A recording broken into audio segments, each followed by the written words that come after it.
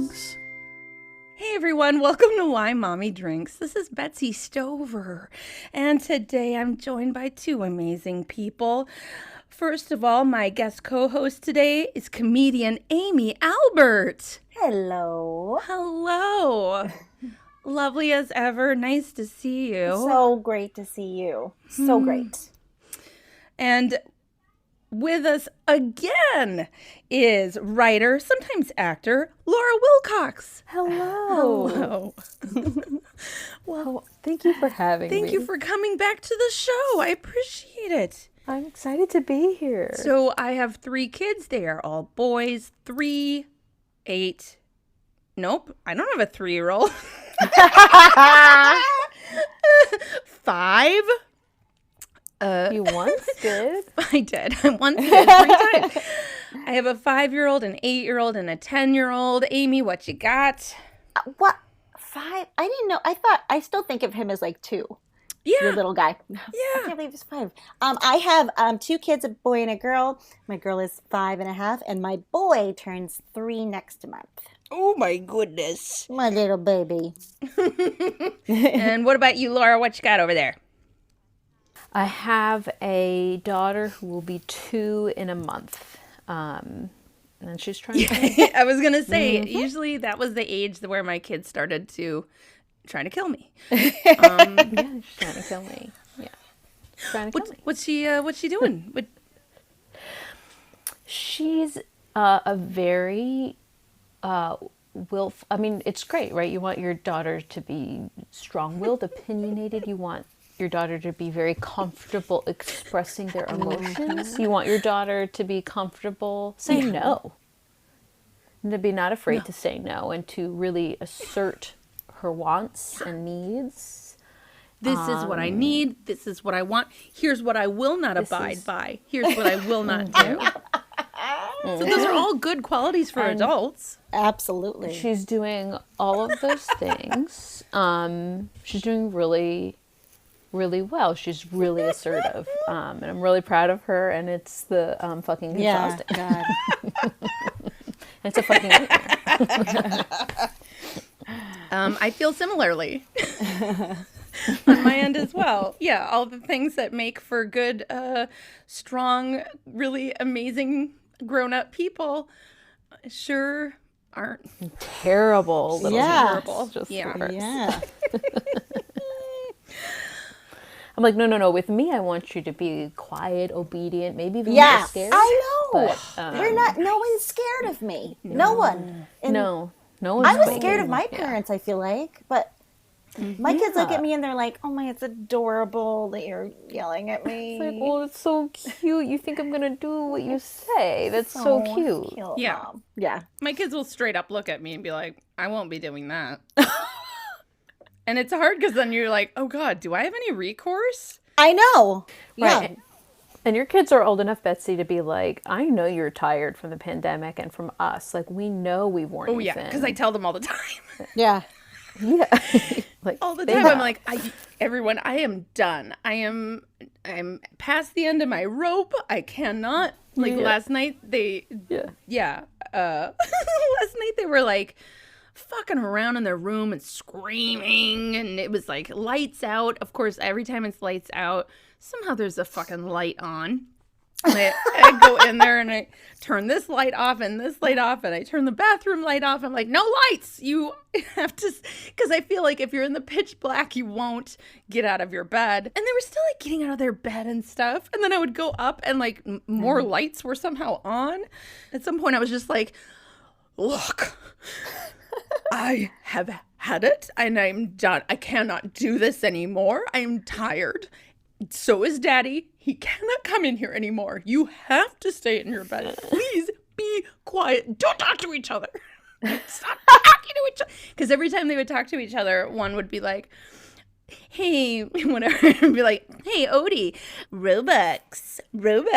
And then he'd be like, Robux. Like, they have all these like Just, weird like, kind of cry. inside joke / buttons that they push that like mess with each other.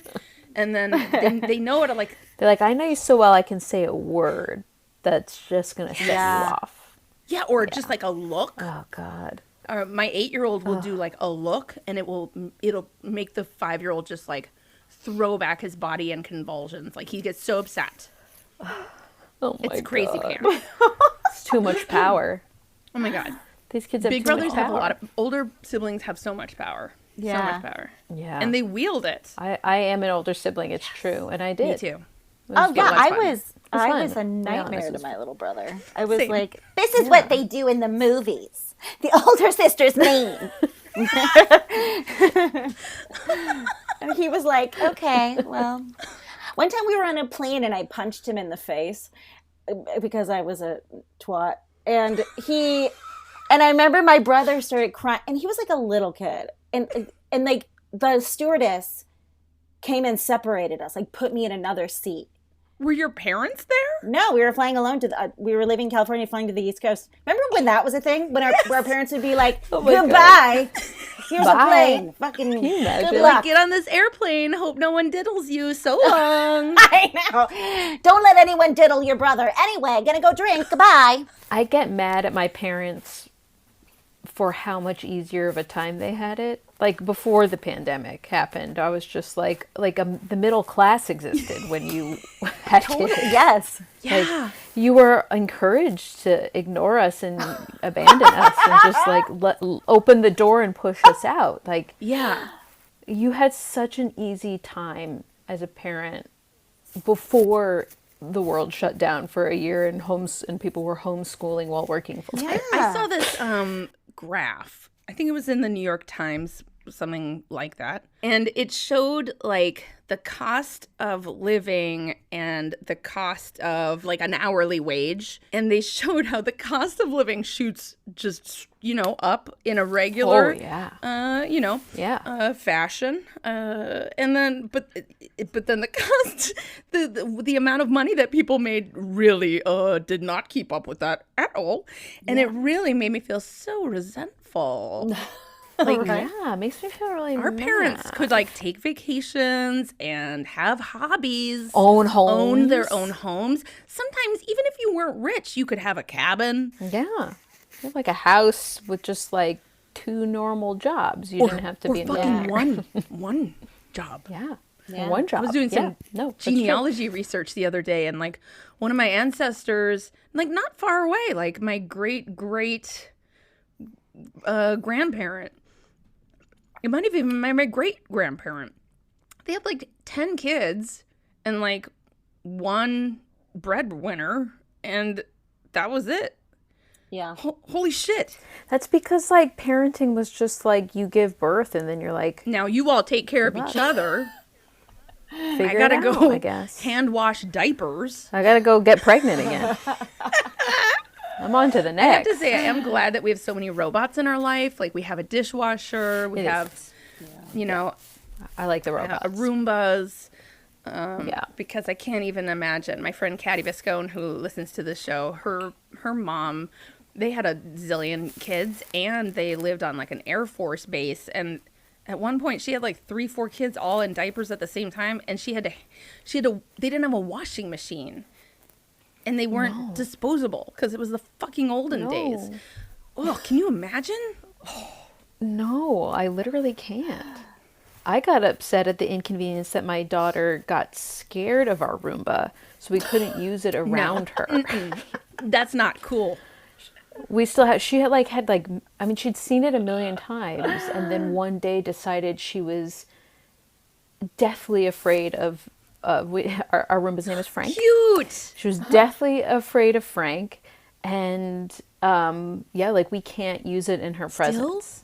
So yeah, actually, we haven't tried it in a while, but every time it just like triggers like total fear. No. We keep it under the couch, so then she was like generally afraid of the couch.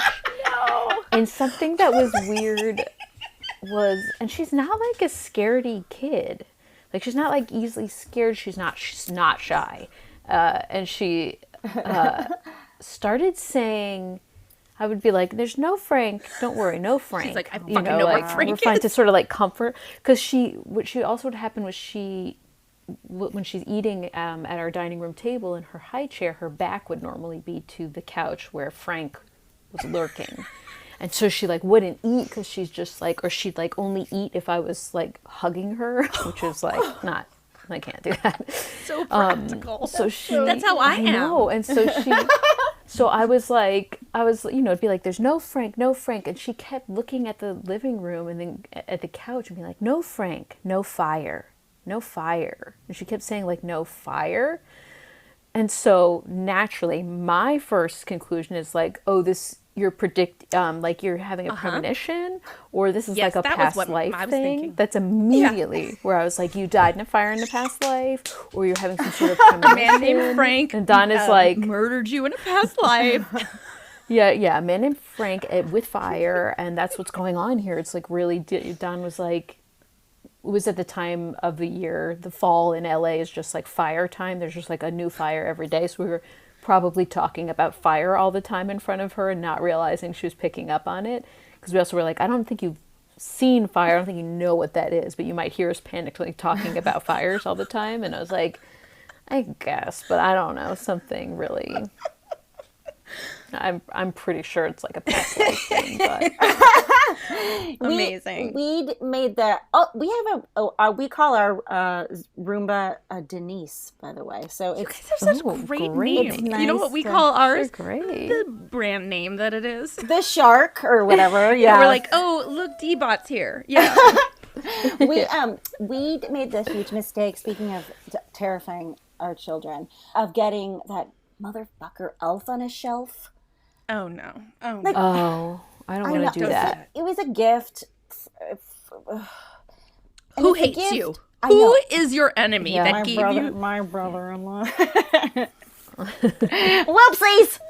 I mean, he really very, truly lovely intentions, and I guess it didn't scare the fuck out of his kids. But like, it has like ruined our lives, like to this day. This was a couple years ago. Oh, it's scared your Good. kids? Because Good. like, I mean, it's like it moves around, and I'm thinking like, if I woke up in this fucking elf that never blinks. Have It's you just seen sitting. Poltergeist? It's like the fucking clown in the chair. It's terrifying. I totally agree. So my daughter now, to this day, she was 2 when we got this, or 3. She will come in and be like, "Is there elf in the shelf in the bathroom?" And I'm like, "No, honey, no. Elf in the shelf. He got the message. Okay." Well, I mean, now you don't have to do I it at know. least. But that's really funny. Yeah, I hadn't thought about that. Like, it is creepy. It also is just like, who invented another thing that, let's be honest, moms have to do every day leading up to Christmas when they're already doing all the Christmas shopping? They're doing all the decorating, they're doing all the planning for all the travel, they're doing the planning, the packing. Do we need to be moving a fucking toy elf? Do we need to be doing And that? like thinking of like a cute new way it has to be every time. Yeah, That no. sounds like bullshit. I thought, yeah. It is. Yep, I agree. My sister-in-law got into it. She has 2 kids that are now like 6 and 8. So they've been doing it the past few Christmas. The girls love it. Like, they really are very excited by it. But she'll also like have the elf give them little presents. What? Like, not every day, but a lot of times. Like, I think she loves it Well, too. hold on. My kids do an advent calendar, which has gotten way out of hand, and Yeah. it's my fault. Yeah. But is it that her elf on the shelf is giving advent calendar stuff? It's like some mornings he's got like LOL dolls or Oh, whatever. wow. And so I thought, oh, the elf on the shelf is supposed to just give kids like gifts for 30 days leading up to Christmas. And I was like, what the fuck? And then I found out that that's just like her thing. her little twist on it. Yeah. And I was like, oh no, you're just making everyone else's elf look really cheap. I guess my elf doesn't You could just love be like, me. what's your elf give you? They're like, nothing. They're like, oh, well, my elf gave me some LOL dolls, so. But I'm trying to opt out of that for as long as possible because it's not something I'll have fun with. I don't know if this is my story this week. I don't know what I'm going to talk about today. But my 5-year-old Odie, he is a lover. He is the kid that is most like me. He and I have a very deep connection in a way that maybe I don't necessarily have with the other two. Like, I can make a face and he'll be like, "What is it, Mama?" And then he'll like fucking tell me. Like, he'll be like, "Is it blah blah blah?" Like, he knows, you know. And the other two will be, I could be walking in with like part of my leg missing, and they'd be like, I want a sandwich. So the fact that I can like raise an eyebrow and he's like, I know, isn't that true? You know, He's like, sit down. Do you need something? do you Mom? need something, Mama? Mother, can I bring you something? You seem tired. Exactly. So like, you Such know, an angel. but one sort of amazing byproduct of that is that he tells me that he loves me all the time. It's like reflexive. He probably tells me about, I don't know, 40, 50 times a day. Baby. Like, it's a lot. And lately he's been saying, I love you too much, Mama. Mama, I love you too much. I don't know where he found this. And if I say, I love you too, he'll go, no, Mama, I love you too much. Like, he wants me to say it back to him that, oh, Odie, I love you too much also. Yeah. But so there's a kind of, but you'll be like doing stuff. You'll be like listening to a podcast. You'll be in the middle of trying to explain something to one of the other kids. You'll be having a heated discussion about whatever. And you like mumbles, and you're like, hang on, blah, blah, blah, you know, and try to figure out, you know, sort through whatever you're doing in the moment. And just like, what is it, Odie? And he's like, I love you too much. It's like, oh, God. Oh. On one hand, it's like, oh, God bless. But on the other hand, it's so sad because I am oftentimes like, No, okay, but what not right now. is it? I love you, Mama. I love you too much. I love you too much. I love you too much. Sweet. Yeah, so I'm a monster. What a sweetheart. So that's It's true. The love is oppressive, though. yeah. Sometimes it's like, yeah, he's love bombing me. I think Yeah. we've learned that Yeah. phrase lately. It's what creepy people do, I guess. Wait, what's love bombing? What's that? That's a thing? It's like when people come on so strong with overt demonstrations of love that it's as if they are actually trying to control you and force you to love them back. I guess it's right, it's like kind of almost manipulative. yes, exactly. My love language is smothering, though. So I get it. It feels right. Like I didn't. You and Odie should hang. Right? I love you. I love you. I love you. I love you too much. Say it back to me. Yeah, I didn't even know what love bombing was. And then I heard it described and I was like, oh, right.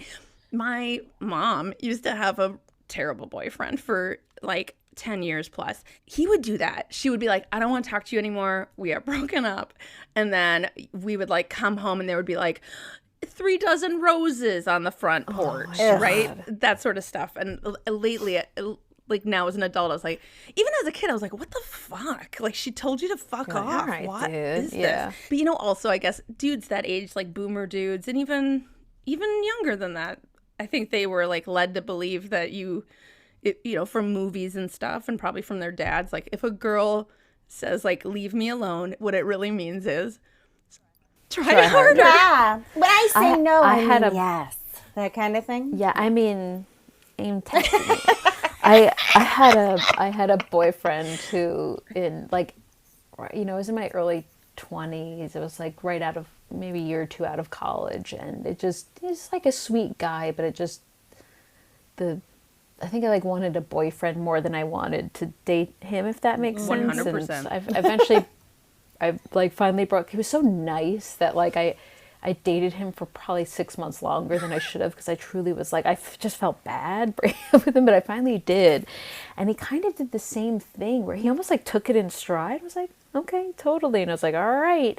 And then like, he was in a grad program with my roommate. That's how we had met. And I came home one day and he had like left like a bag with all this like candy and a long letter, just sort of like trying to like win me back. And I was so creeped out that he had like been in my room. Yeah. You know what I mean? Like when I wasn't there, and I was just like, no, buddy, like this isn't gonna like change my mind. And then I found the girl he dated Here's after some candy. me. I was looking in your underwear drawer. Yeah, I was like, candy's not gonna like make I me was date smelling you your again. pillow. Here's some candy. Yeah, I was like, I'm gonna. hide your I love. vibrator. Goodbye. It's like I do love candy, and I'm going to eat this candy, and I'm glad to have free candy, but I am not going to now date you as a result of candy. But the girl he dated after me, I think they dated for a little while, and then she broke up with him. And his response with her, I found out, was to buy an engagement ring and propose to her. And I believe her response was like, what the fuck? You know, like, you're out of your fucking mind, which is the only proper response. But I was like, oh, wow, he really just... He really like dialed it up at 10 notches. He like didn't learn his lesson. He like opposite of that. I was just like, you guys, geez. he probably had a mom. He would be like, I love you. And she was like, what? What do you want? I'm kidding. Actually, I love you too much. Get away. Mom issues. Kind of does. Actually, he had like a weirdly smothered. There you mom. go. I didn't like his mom. Well, weird. So maybe he was, well, I don't know. But maybe he was like, I don't know. To love is to smother someone. They tell me to leave, to go away, but to love is to... That just means I like am sweet about it, but then I like persist in creepy ways, as on a sort of sociopathic level, as if I didn't hear you. That would only be good if she had been like, we've been dating, I want to take it to the next step, level. Right. So we're breaking up because you have not proposed to me. Because you're not committing. Right. That wasn't the breakup was like, I don't want to be with you anymore. And he was like, but what if you're with me forever? I know you don't want to date me, but do you want to marry me? I know you don't want to be passively with me sometimes on evenings and weekends, but what about forever, always? I was like, that is like, call the midwife. Call the midwife at that point. That is like, you are British in the 40s, 50s, having a baby at home. Yeah, there is no response to that. It would just call everyone if that happens. I don't know. I went through a really weird period after I had my 5-year-old.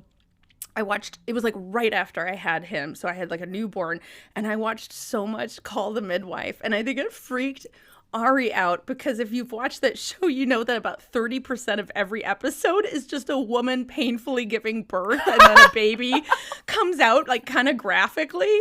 And I'm sure I was like working something out about having just given birth, but like I had just had a baby, and I'm sure it like triggered my husband to be. Yeah, he's like, again, I thought we were done with this. Why? Why are you watching this for fun? Oh man. So yeah. So anyway, that's where I'm at over here. And my kid tells me that he loves me all the time, and apparently I'm a monster. I am frequently asked for podcast recommendations. Well, I have one. Workplace Comedy Podcast is a new improv comedy podcast set in a fictional water bottling company called Sterling Waters. Now, if you like shows like The Office or Parks and Rec or Community, you are going to love Workplace Comedy Podcast. First off, it is hosted by Emmy Laybourne and Tracy Villar. Emmy is best known for the movie Superstar, where she plays Mary Catherine Gallagher's best friend. And Tracy has done a ton of TV and film, including The Steve Harvey Show, Do the Right Thing, and the upcoming Netflix show, Made. Workplace Comedy Podcast features amazing guests like Lauren Tom, Adam Felber, Carl Tart, and Paul F. Tompkins. Subscribe to Workplace Comedy Podcast today, and then listen to it right after you finish this one. Over the last year, I've been making some big hair changes. All of that heat styling stopped. I'm easing up on dyeing it, and I think I'm just gonna let my grays happen. But because of that, all of a sudden I've got new hair that I'm not sure what to do with. But I found this company called Gemist. You take a short 2-minute quiz, and then they match you with the perfect shampoo and conditioner for you based on your hair type, texture, and hair concerns. I can tell you honestly, it's made a difference, and it's made this transition so much easier. They also matched me with this scalp balancing bar, which I didn't know I needed in my life, but I do. This is a fantastic shampoo and conditioner. It really works. One problem was that my hair was kind of limp looking, but my Gemist shampoo and conditioner has given it a lot of body and softness, and I don't have any flyaways, which is always a problem. You know, that halo of broken hair that sometimes frames your head. So stop wasting money on the wrong hair care. Let Gemist take the guesswork out of it. Gemist is woman-owned, salon quality, and Gemist makes recommendations based on your hair data. Gemist is a science-based algorithm. If you're ready to have the best hair of your life, try Gemist. Right now, Why Mommy Drinks listeners can give Gemist a try and get 20% off their shampoo and conditioner Smart subscription. Smart subscribers already save 20% on each order, so this is an amazing deal. And with free 2-day shipping, you don't even have to wait for that good hair day. Just visit gemist.com to get your personalized recommendation and enter drinks for 20% off and free 2-day shipping. That's gemist.com, GEMMIST.com, and enter code drinks to get the best hair of your life. Amy, what's been breaking you lately? Well, Or not lately. What's an ultimate shit show? What's just your life plan of losing it? I did this thing the other, and I'm not super proud of it, and I don't know if you two I'm loving it already. If you two I really try to keep my shit together and then come up to my room and scream and stab pillows, like everyone, just stabbing and stabbing. Yeah. Just kidding. But I mean, really screaming into, but there's twice since this pandemic that I've lost my fucking.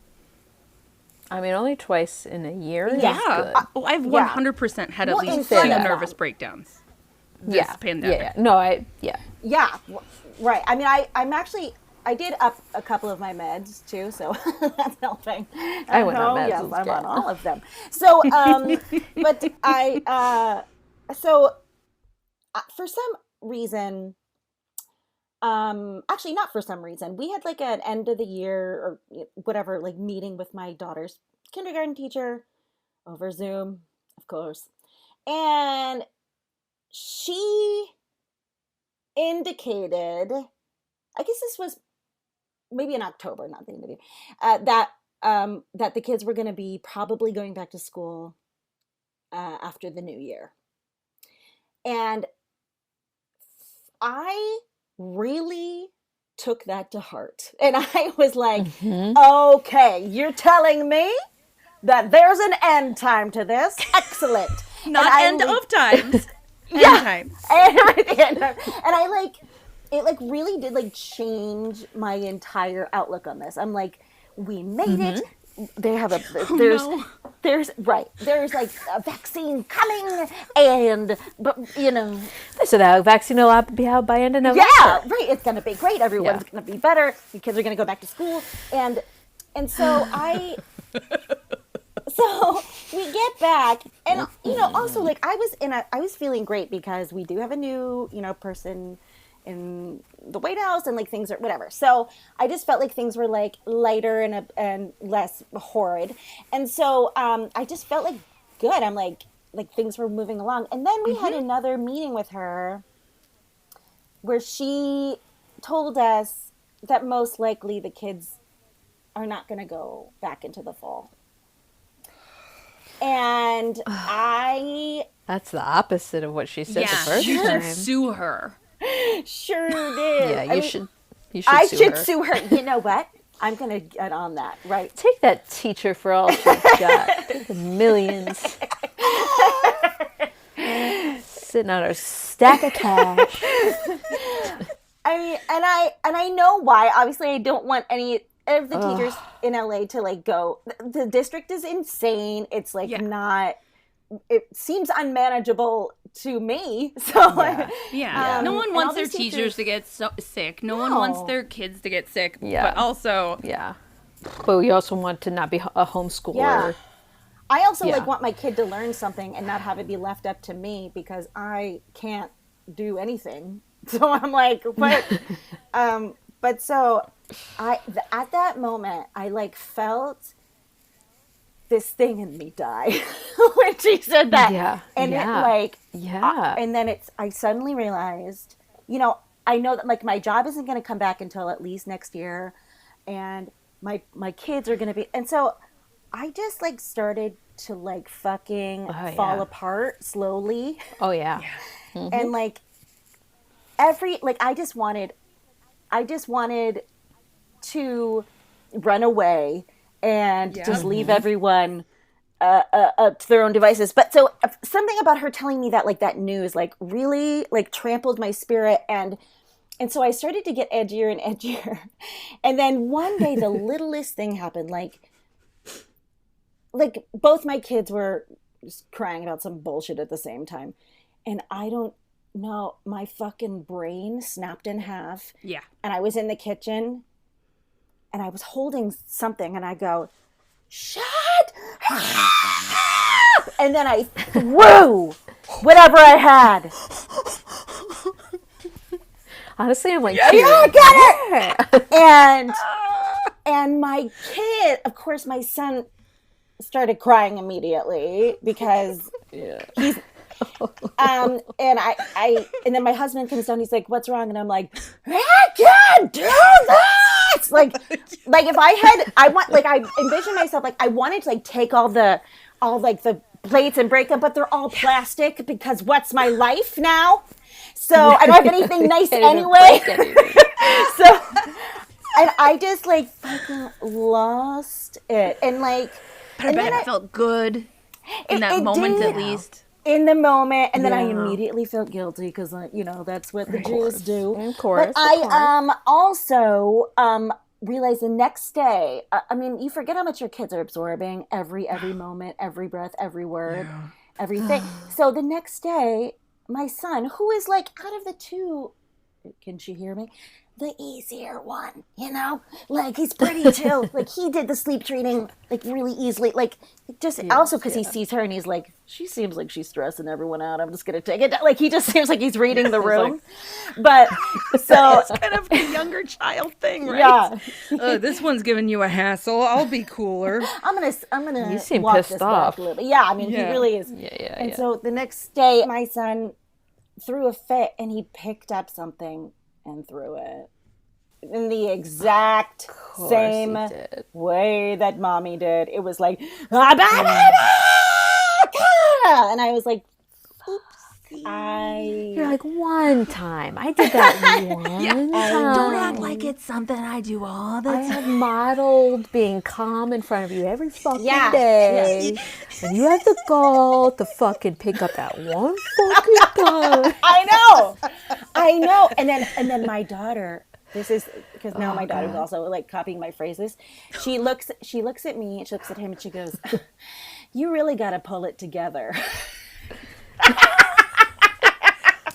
Oh my God. Like she words me up all the time. And I was like, okay, well, yeah. So that was it. Like, it's just like the guilt and like the over, and like, to be honest with you, I still am like, I'm still pretty fucking pissed off. But, yeah, I have a low level of rage simmering beneath the surface at all times. And I don't even have a kid in school. Like, I truly can't imagine the level of anger I'd feel if I was supposed to be like homeschool teaching while also trying to have a job and like a personhood.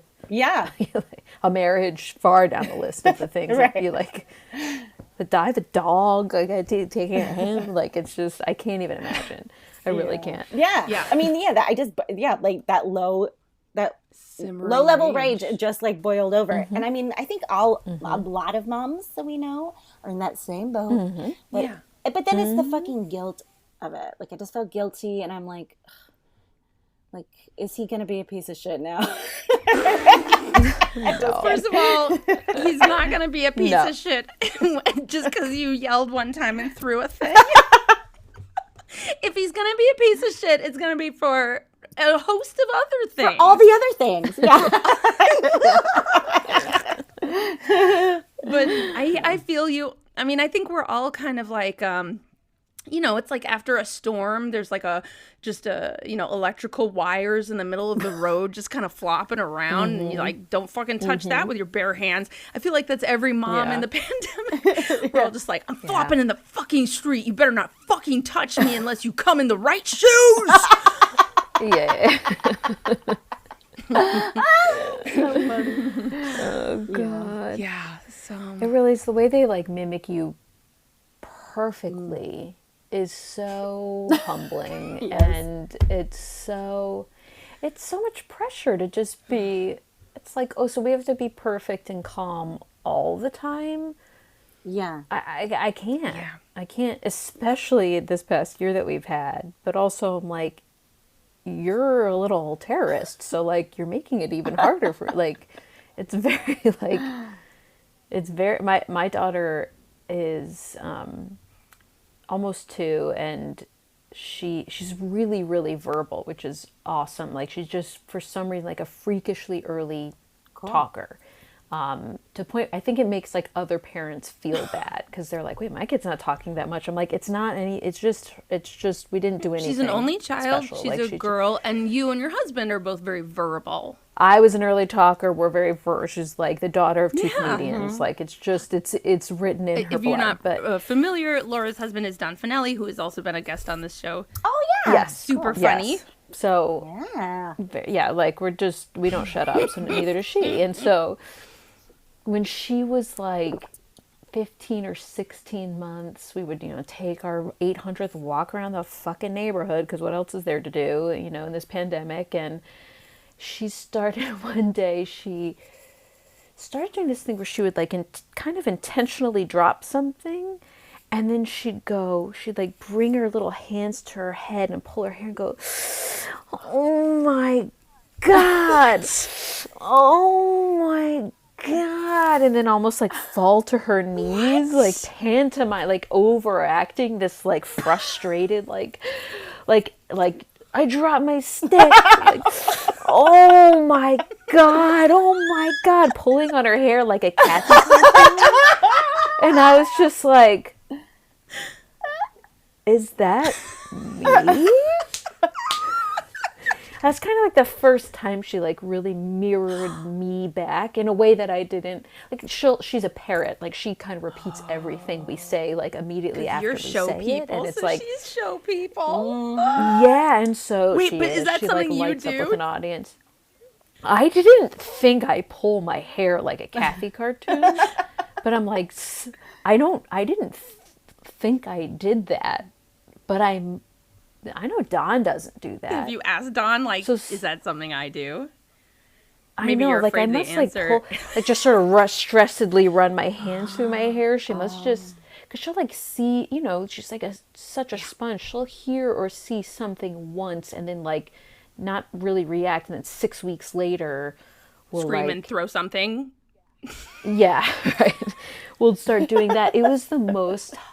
I was like, no one was around, no one else was witnessing this, but I was like it was the most humiliated I've ever been. I was humiliated. Oh, Like, no, I was just like, oh my God, I suck. Like, not even like I'm doing that as a parent. I was just like, if I'm doing that, like as a person, like, ew. Like, no, Laura. no one wants to be around that. My It was- 10-year-old, my 10-year-old, can be such a jerk sometimes. And when he is at his jerkiest are the moments when I see myself in him. And it's the worst. Because you're like, all her worst traits like, are that's mine. how you see me. Not even how I act, but it's also how you interpret the way I act. Right, that was her like artistic interpretation of what I was doing, and I do believe she was taking liberties. It's like an unflattering imitation. Yeah. I do believe she took it, she made it her own. Good for But I her. do, which good for her. But it really was like, it was like this little game she was playing. She was just kind of like acting it out. She was kind of having fun. She was like laughing a little, but I really was like, it was a gut punch. It's very funny. I immediately like told the story to a lot of people because it's funny, awesome. but I was just like, oh shit. Our 5-year-old says, I know, right? Unflattering. All the time. And we were just talking about this morning. I was like, do I say that? Is that something I say? He says it a lot. And my husband goes, I know, right? He said it as a joke, but I think we do say that a lot. Yeah, I can say. I should have actually known that Charlie was probably going to do that because he, out of the two kids, I guess now at his age, he does a lot of parroting of me. But the other day... Parroting, not parenting. Parroting. He's parenting me. Please He's help. Help him. Cracker, I'm your mom. But he, I was playing piano and singing, and he stood next to me, And I was like, are you going to sing? And this is what he did. He just put his head back and goes, ah! And I was like, oh, that's how you think I sing. That's singing to you. That's how You're like, all right. Okay. I was like, all right. Well, cool. Oh my God. The other night, so my older two kids, I would like sing them to sleep and stuff, or like I would rock them and sing to them when they were babies, and it was like a thing that we did, and it was really pleasant. My 5-year-old, when he was a baby, he didn't want to hear me sing. He would fuss and put his hand over my mouth, like he was just like, I don't want to use it. And I'm like a good singer, you guys. And so the other night he was upset about something. He was like really upset. And so I was like hugging him and I was like, can I sing you a song? And he was like, And I started singing a song and he was like, no, Mama, stop singing. He does not like me singing. It's so offensive. No. That's really funny.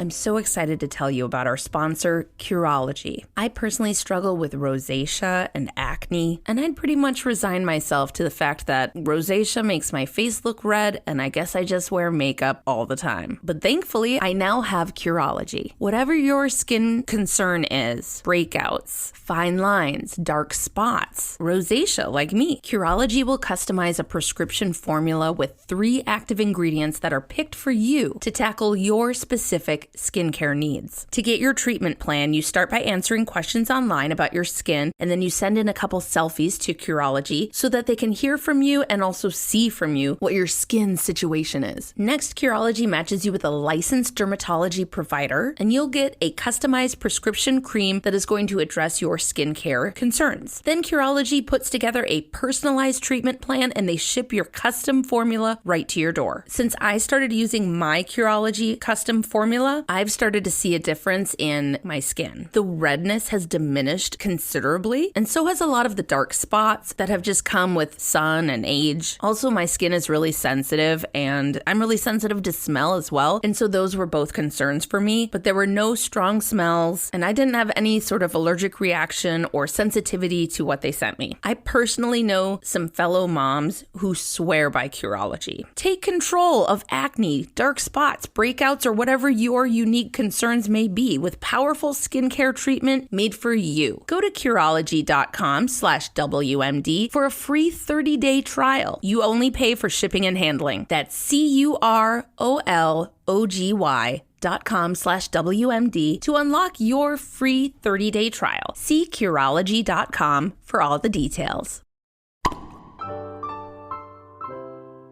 2020 was a real doozy. And if you're anything like everyone else, you might be feeling like it's time to get some help and talk with someone. BetterHelp is a customized online therapy that offers video, phone, and even live chat sessions with your therapist. You don't even have to see anyone on camera if you don't want to. I don't know anyone who isn't struggling right now, and it doesn't hurt to reach out for help. You deserve to feel happy. So what is therapy exactly? Well, it's whatever you want it to be. You can get help with motivation, depression, anxiety. Maybe you're having anger issues, stress, dealing with insecurity in relationships or at work, maybe difficulties with your romantic relationships or your kids. Whatever you need. It's much more affordable than in-person therapy, and you can start communicating with your therapist in under 48 hours. I tried it out and I was amazed at how easy it was to find a therapist, and I was really impressed by how quickly they reached out to me. So join the millions of people who are seeing what therapy is really about. See if it's for you, because you are your greatest asset. You got to put your oxygen mask on first before you can help everyone else.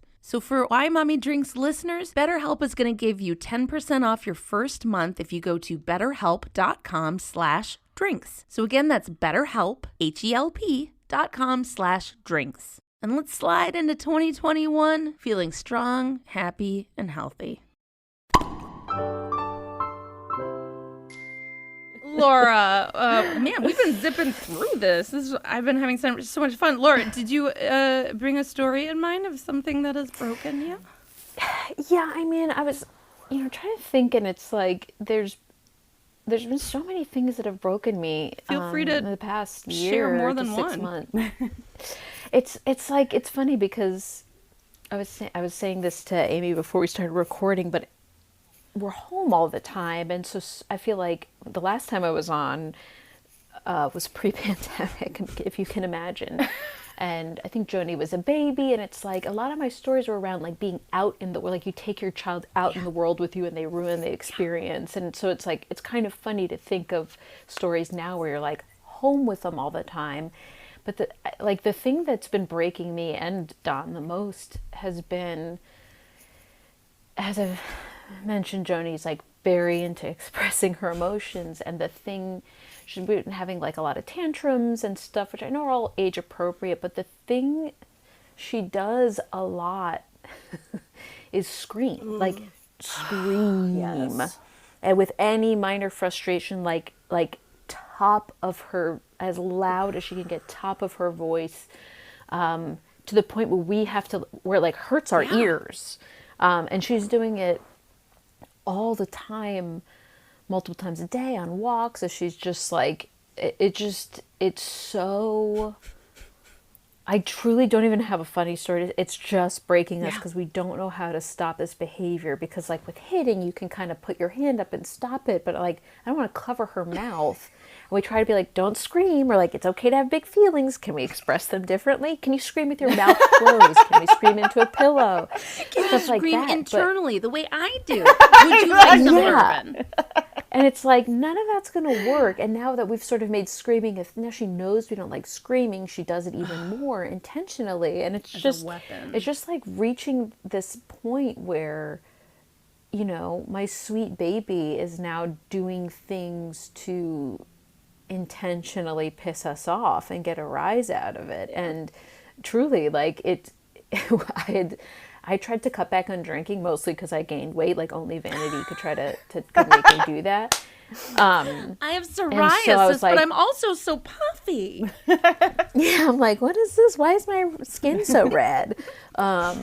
And so I was like, fine, I'll try not to drink like just Monday, Tuesday, Wednesday nights. And to me, like no wine those nights, which I think that's an accomplishment. Was noble, very noble. It is noble. Good job. Good job. Now, really quick though, like no bit. It is hard sometimes. You're in a pandemic. Hard. You're home with your fucking toddler all the time. She's just started unleashing this cute new personality where she's mean to you and your husband. I get it. It's okay to you should be proud if you're not drinking for a few nights a week. It's hard. Yeah, like it is like. So I kind of made that decision. Donna and I both were like, okay, we're not going to drink on these weeknights. Not all weeknights, just these 3. And like it's still a pandemic. But it's like she heard that, was like, oh, you're trying to do something healthy and good for yourself? Got it. Check this out. And just hold like my beer. For true, yeah. Like fuck you. Yeah. And truly, it was just like it started off. We're working from home. We're both writers. We're writing from home. We have a wonderful part-time nanny who comes. We're very lucky to have any childcare. But it became like, if she was aware, it became like very much around me, like a sort of separation anxiety thing around me, where if she was aware that I was home at all, like it would just be a screaming fest. And like there were days where she would we'd finally do this sort of handoff, and Janet, my nanny, would go get her dressed, and then they would go outside and like go for a walk, or maybe play in a playground whenever playgrounds have been open on and off in this past year. And there were times where I would we have a sort of kind of open concept little house, and they'd like pass back through the house to leave through the front door, and I would drop to the floor in the kitchen and hide so she wouldn't see me. Like I've done that so many mornings where I literally just have to cower and hide from her because I'm trying to avoid the meltdown of her simply like seeing me. And it's like she's just triggered by my presence, and it fucking sucks. And then there's also just I've sort of got to it, but like the like mimicking of, she's like repeating back to you the stress that she's seeing us go through, or sort of like interpreting it herself in a very sad way. Like this past September and October was like on top of a pandemic where the only thing we could do was go outside. There were tons of wildfires. Right. I am very lucky that I didn't have to be evacuated. My house didn't burn down. But even for people who weren't like directly impacted by the fires, the air quality in LA was so toxic for on and off for months. Dude, that broke me too. We had to be, that broke me, where I was like, now I can't go inside because of like invisible toxic air. Yeah, Like, can't go outside because can't go anywhere because of invisible germs. Right. Can't go outside Right. because of invisible toxins. I was like, I can't fucking do like that. Really, I had a lot of just like, I can't do it anymore. And like, we were sitting around the table one morning eating, and at the time Joni was 18 months old, and she was like starting to string little like 2-word sentences together, which I think is very early for that age. And we were like sitting and eating like kind of quietly. I think Don and I are both kind of in this depressed state. Like we were like checking the air quality. We're on purple air, and we're like, oh, it's 150 outside. Like it's like death outside. We can't go outside. It's a beautiful sunny day, the perfect day, but it's death air out there. Worse. And Joni just goes, remember outside? I remember outside. Shit. Oh my God. And we were like, oh my fucking God. Like I told our pediatrician that at her 18-month checkup, and he was like, oh my, he like laughed really hard. He was like, what the fuck?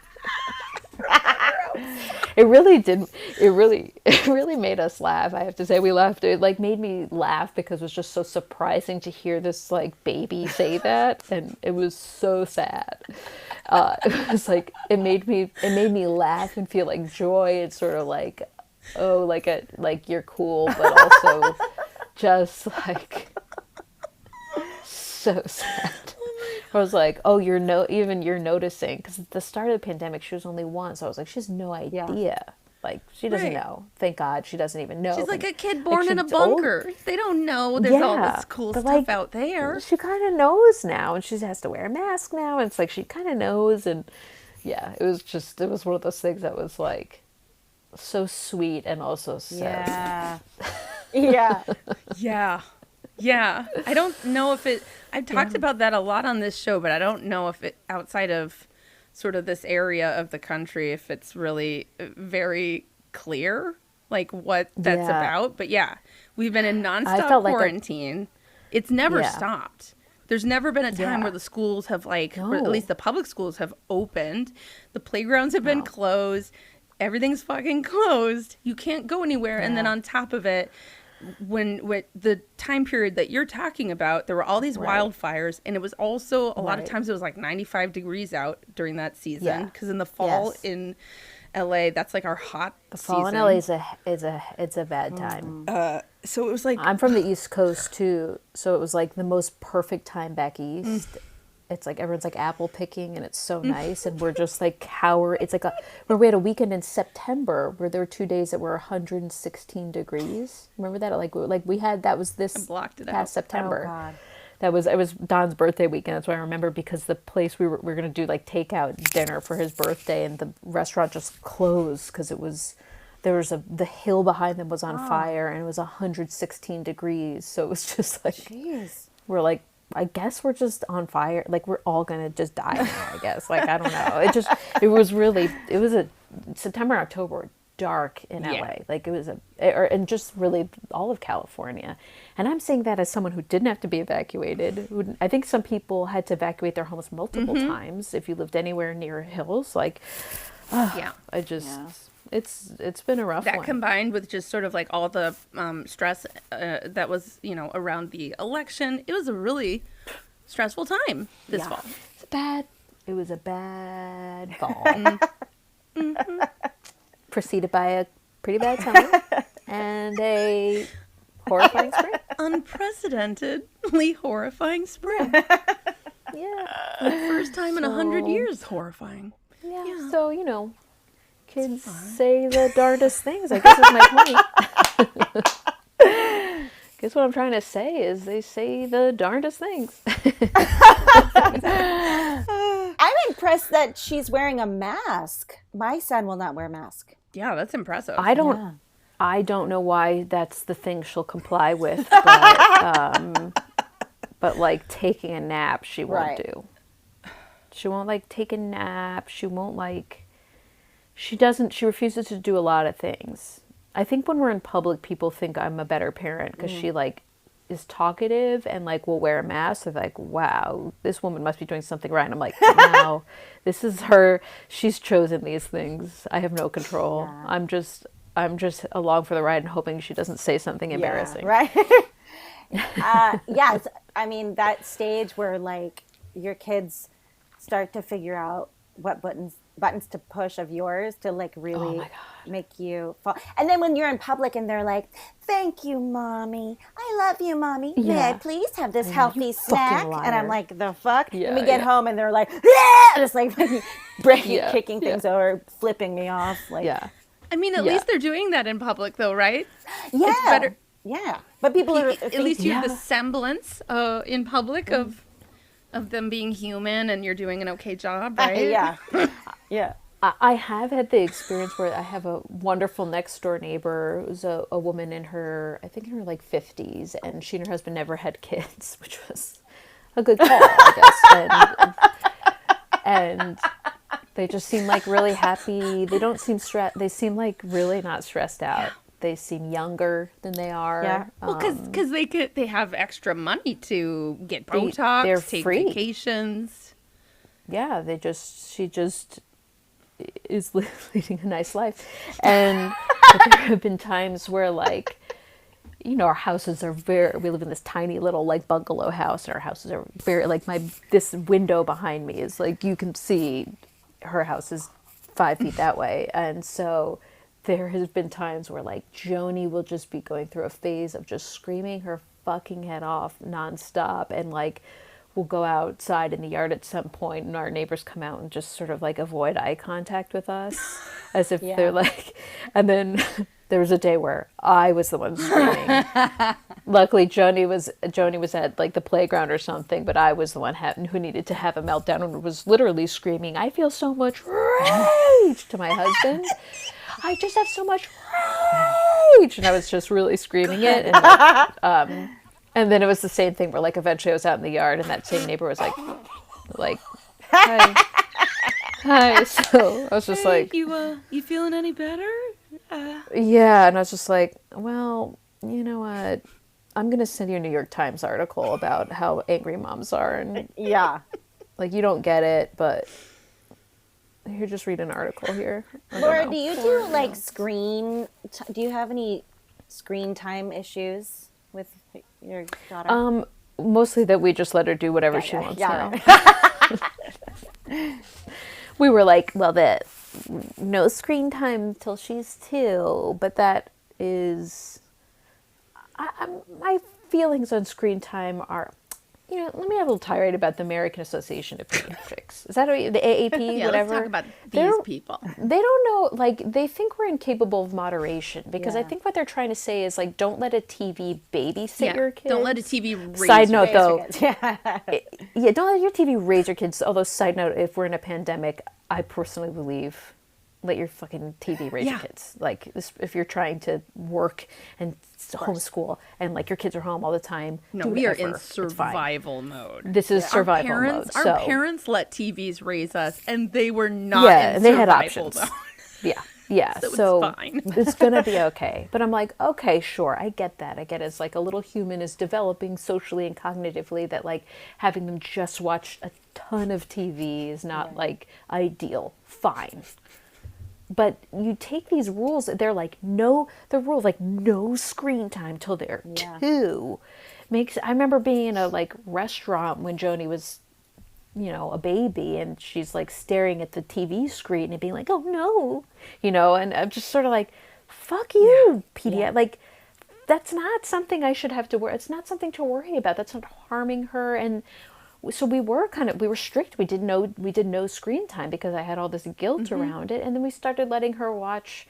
And then finally we hit a wall because we're like, we got to fucking turn on the TV. Like, I need to just sit still on the couch for a little bit. And we put on like Sesame Street. And after one episode, she was like pointing out the letter E in signs and was like counting till 3. And I was like, this bitch just learned. After 30 minutes. she learned a letter and she can like repeat 1, 2, 3. I don't think she knows what that means, but like, and I'm like, she's learning things. She's like, and again, she's according to the AAP, she's not 2 yet. She shouldn't have seen a screen, but she fell down and bumped her knee and then immediately started talking about Daniel Tiger bumped his knee and the teacher did this and that. And I was like, you're learning value. This is great. Like, you're learning things. You're learning like valuable things. You're comforting yourself. You're telling yourself stories about like what, all this stuff. And I'm like, this rocks. Like, I don't feel guilty. Fuck that. So yeah, I've stopped feeling bad about that. Good. And I think other parents should too. I agree. But she doesn't like melt down when we turn it off. Oh, yeah. Yeah. Yet. My daughter doesn't. My Yet. son loses his mind. Yes. Yeah, my kids do too. Are there shows that your kids are watching that are like really annoying? Mickey Mouse Clubhouse. All of them? Oh my God, there's something about it that really hot dog. They're like really staccato music. It makes me feel. I feel creeped out by it. Me too. The show's creepy. Me too. Right? I feel the same. Like I always go back to like it's not right. We have like the Disney Channel and everything, but like that era, like what that show kind of brings me back to is like also like the super racist era of Disney movies where like they always had like a little sprinkling of racism, and it's like I just feel like it's bad and weird. I know that they've obviously made it more modern as of late, but my son loves it, and he's speech delayed, so like he's like probably at like where a 2-year-old should be speech wise, and he but he knows every single word to every single song. And you're like, well, I'm not gonna teach you, so bye. Yeah.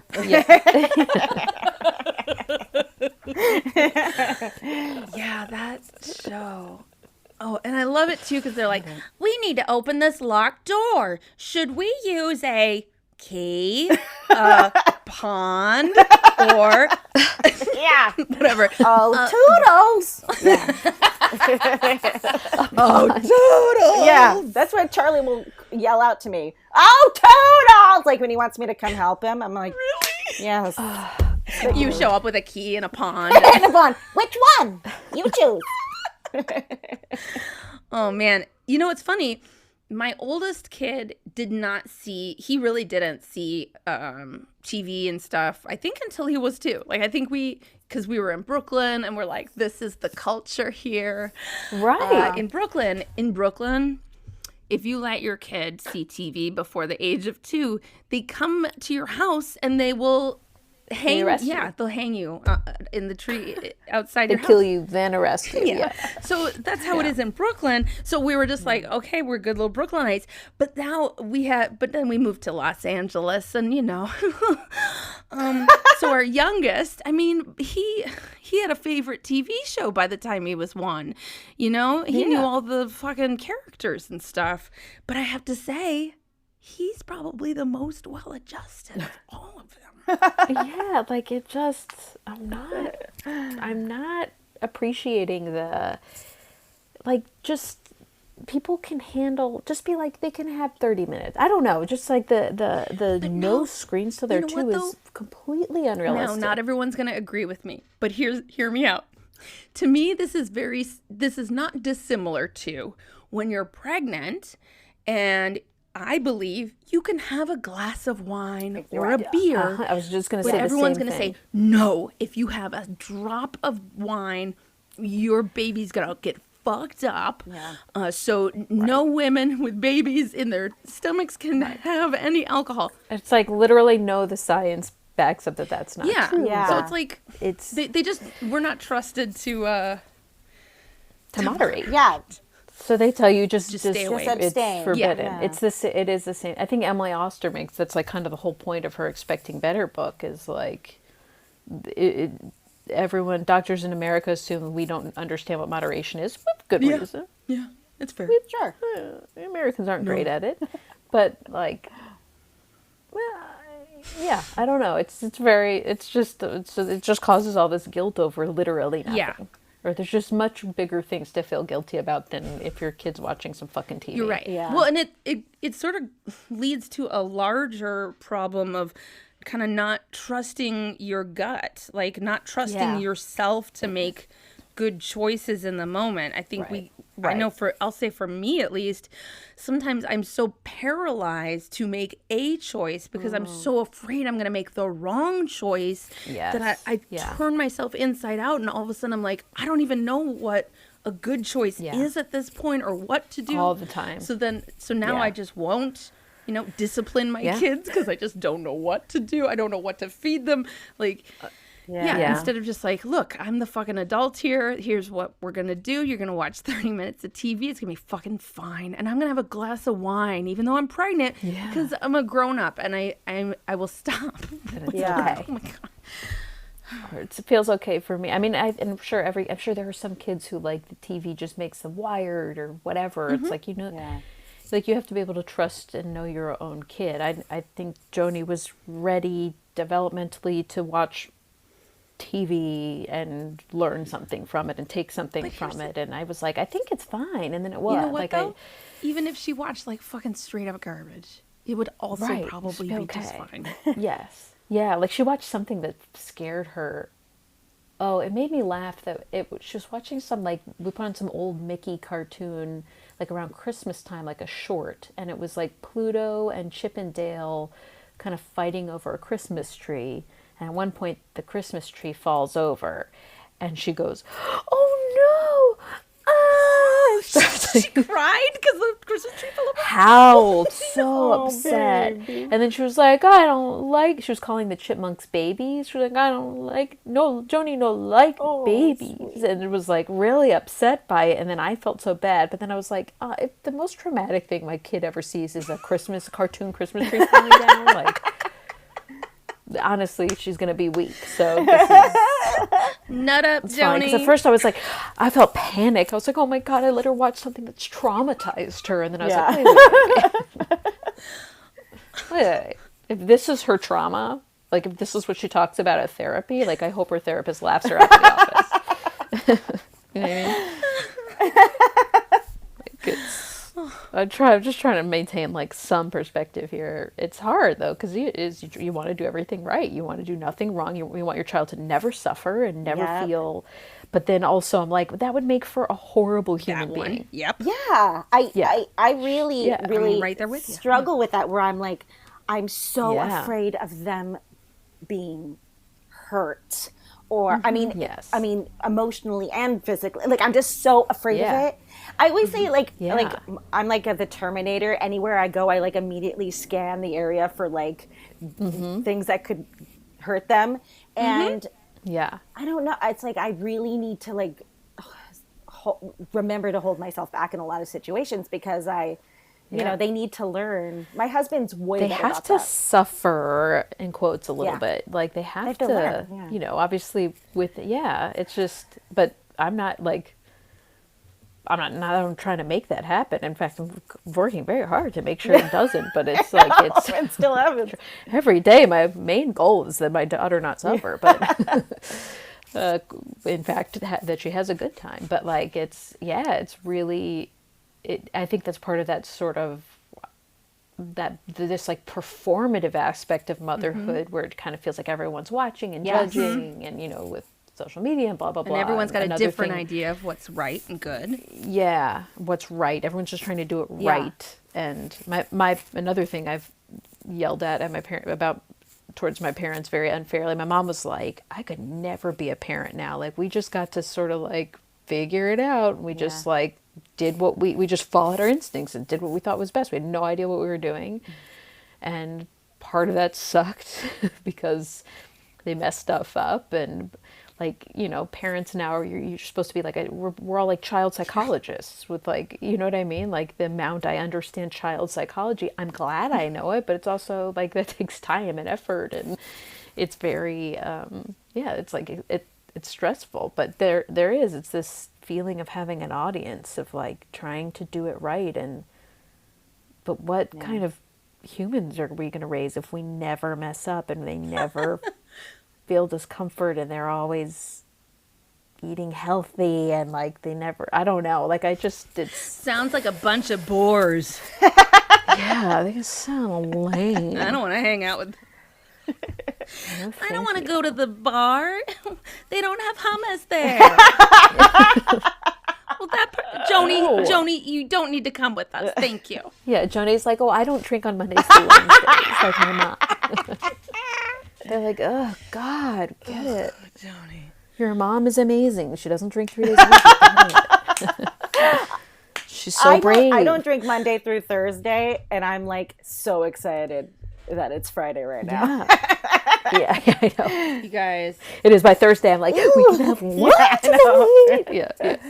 Oh, but let's not get it twisted. I haven't had a because- drink in 21 days, and you might as well give me an award. I will give you Truly? an award. That's great. But you last time you You've been sleeping on that. you Yeah, you you really just decided way to that bust you, that out. I mean, like you're Because if I say it out loud on the podcast, now it's true forever. right. You have to like keep it. Yeah. I'm sorry, Amy. What were you saying? Oh no, just about Betsy. When you were like, yeah, I'm gonna stop drinking for a while. I mean, whenever the last time you did, and it was like not a big deal for you. You were like, oh, and I was like, really? You're not thinking about it at all? You're not at all. I mean, I was really, really impressed with. Thank you. This time has been a little harder. I've spent a little. Why? Why? It's weird, babe. What's happening? I stopped drinking for like 4 months in the spring summer. Yeah. But then but yeah, Ruth Bader Ginsburg died and I started drinking Oh, again. that's right. That's right. Oh, of course. I mean, That's the correct And response. so yeah, but that was actually really shockingly ezy that one time. Yeah, it I was just was like, oh, it's not in the house, I'm fine. And this time I'll be like, oh boy, I could really use a drink. Oh, I wish I had a drink right now. Well, that's why I shouldn't be know. drinking. are you just taking a break now? I don't know. Sure. Let's just follow it, see where it goes. Yeah. I mean, I was definitely drinking way too much. You know, I feel definitely better. Like that I feel Yeah. physically better. Yeah. Yeah. I feel like I have a little bit more time on my hands, which is actually a good thing. Yeah. Yeah. I feel like I'm actually, getting more stuff done. But I'm still kind of paralyzed by depression because of the pandemic. Yeah. So, but you know what it is? Being stuck at home for 11 months with 3 kids, you try to find ways to kind of like disappear and escape because we can't escape. I can't go to a hotel. I can't like leave and go on a trip. I can't go to a museum by myself. And so the way that I was escaping was naps and like sleeping. I was like, if I sleep, I'm not here. And drinking, like, oh, it's like a little party. It's like a little trip in my glass. So, I'm still, sleeping a fair amount. But yeah. Yeah, man, it's hard. It's hard to like, because the like healthy coping mechanisms, like, I don't have any. Meditating is nice. That's adorable. But have you heard it's of not- eating a bunch of chocolate chips? I'm going to try that. Sour gummy worms are nicer, in my opinion. I like candy for. Yeah. Have you heard about what did you meditation is nice, but have you ever eaten an entire row of Oreos out of a container? Incidentally, I have, and Betsy, it is It's better. pretty great. I did that yesterday. Sugar? Actually. Yeah. Oh my God. I did that recently and Ari was like, I think the kids ate all these Oreos. And you're I was like, like, oh. no, that was me. Yeah, And he was yeah, like, those you just eat damn those that kids. fast? And I was like, yeah. Yeah, I have a box of Girl Scout cookies on the way, and I'm already like, I'm going to eat those really quickly.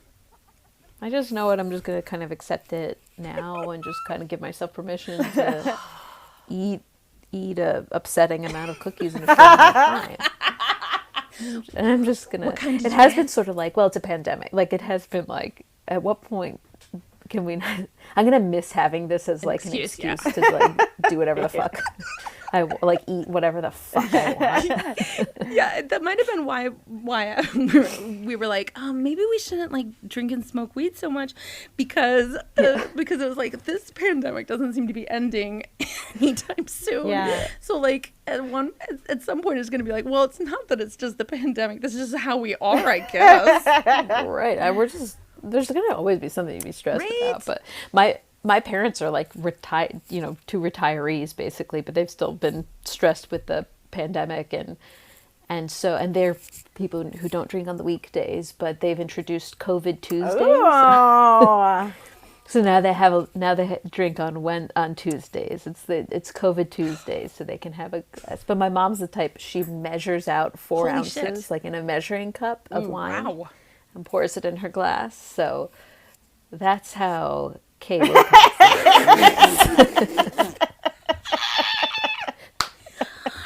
Laura, I don't want your mom to come with us to the bar. First of all, there's no hummus, so leave Joni at home and just tell Kay they don't have measuring cups at the bar. yeah, it's really Hilarious. pretty cool. Is she like a health teacher? What's happening? No, she just doesn't any more than that, and honestly it aggravates her rosacea, I think, and like, or she gets like a headache or like too tired, so it's really just drink vodka instead. But okay, I know. No, she would